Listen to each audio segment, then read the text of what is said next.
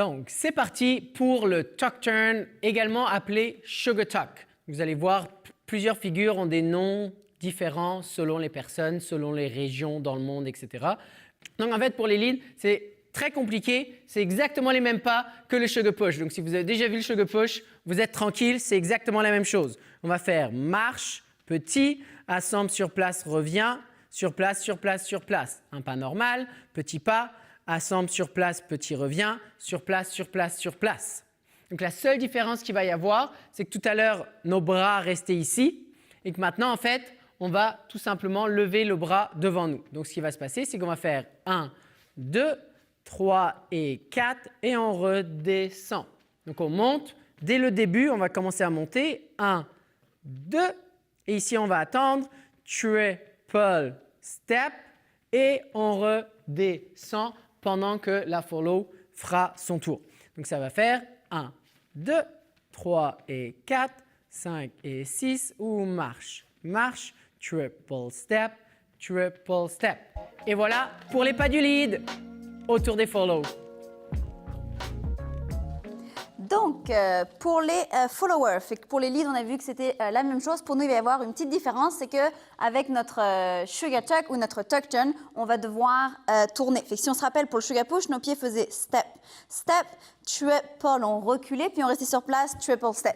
Maintenant, ce qui va passer dans le tuck turn, c'est qu'on va tourner sur notre pas qui recule. C'est-à-dire que je vais faire 2 pas en avant, je vais faire sur place, sur place. Là, du coup, le lead va m'indiquer le tour. Donc, je vais faire un pas qui recule, mais qui va aussi tourner pour pouvoir ensuite faire mon deuxième triple step à la suite. Fait que si on fait ça ensemble, je marche, sur place, je tourne et je recule pour faire mon triple step.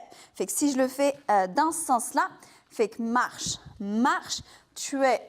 Fait que l'important vraiment ici, vu qu'en West Coast Swing, on disait que l'important, c'est d'avoir ce stretch à la fin, je veux vraiment que votre intention aille là-bas. Fait que quand je vais ici, mon intention va là-bas.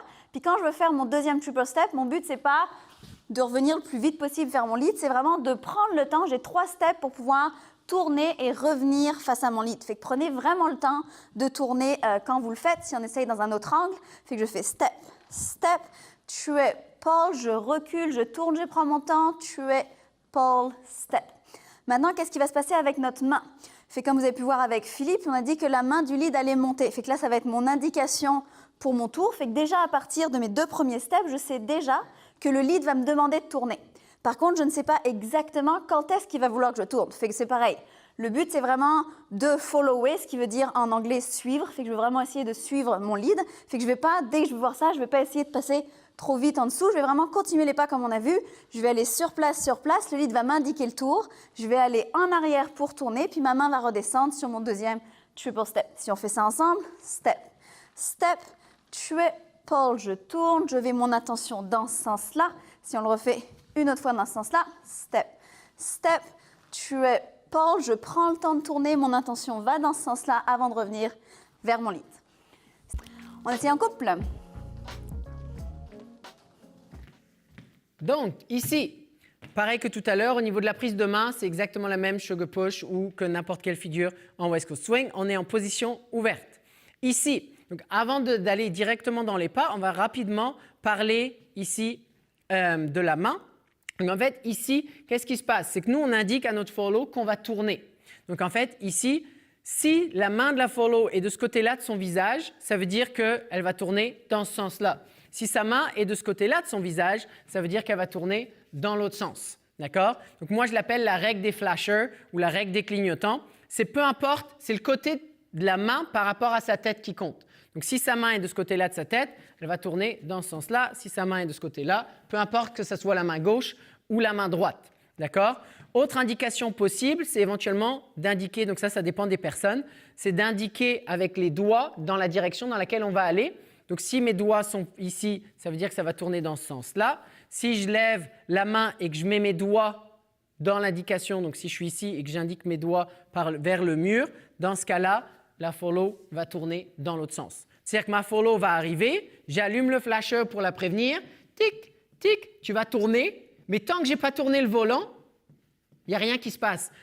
D'accord? C'est exactement la même chose ici. Je pourrais très bien dire, je suis ici, 2, 3 et finalement non.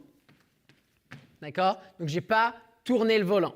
Donc en fait, ce n'est pas ce qu'on veut faire ici, mais l'idée c'est ça. Donc j'espère que vous avez compris le principe de base. Donc si maintenant on rajoute les pas avec ça, ça va nous faire marche, marche, triple.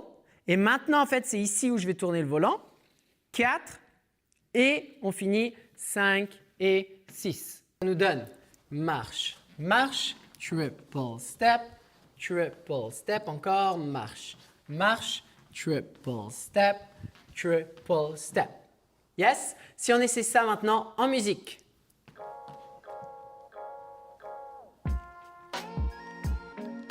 5, 6, 7, c'est parti, le tuck turn. 2, 3 et 4, 5 et 6. Et marche, marche, triple step et marche, marche. 1, 2, 3, 1, 2, 3 dans l'autre sens. 5, 6, 7 et... Marche, marche. 1, 2, 3, 1, 2, 3 et 1, 2, 1, 2, 3, 1, 2, 3, dernière fois.